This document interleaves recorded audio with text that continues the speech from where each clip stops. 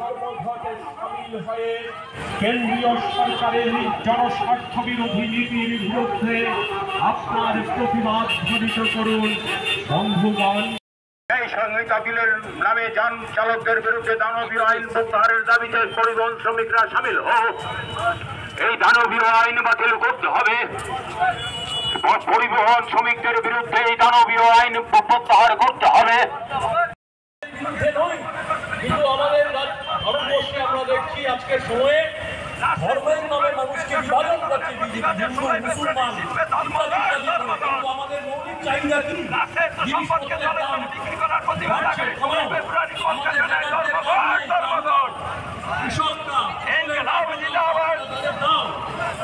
সংবিধান নামে পরিবহন শ্রমিকদের উপর দানবীয় আইন কার সাথে জবাব চাই, জবাব দাও।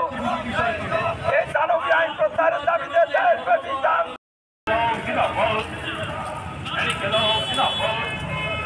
সংযুক্ত কিষাণ মোর্চা সহ আগামী 16 ফেব্রুয়ারি ধর্মঘটে সামিল হন। পরিবহন শ্রমিকদের এই ধর্মঘটে সামিল হোক। পরিবহন শ্রমিকরা এই ধর্মঘটে সামিল হোক। এর বিরুদ্ধে আগামী 16 ফেব্রুয়ারি ঘুরছে না, ঘুরবে না। 16 ফেব্রুয়ারি গাড়ির টাকা ঘুরছে না, ঘুরবে না। ইনকলাব জিন্দাবাদ।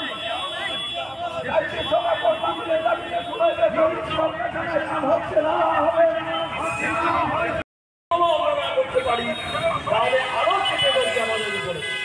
আমরা দোকানপাট, স্কুল, কলেজ, অফিস আদালত, রিক্সা, যানবাহন সমস্ত অঞ্চলের মানুষকে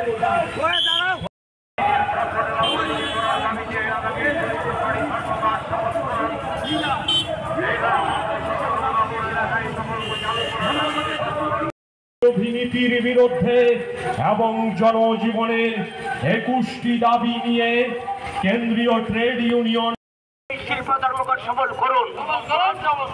16 ফেব্রুয়ারি 21 দফা দাবির ভিত্তিতে দেশব্যাপী পরিবহন। তাই বন্ধুগণ, মাসিক মজুরি 26,000 টাকা করতে হবে।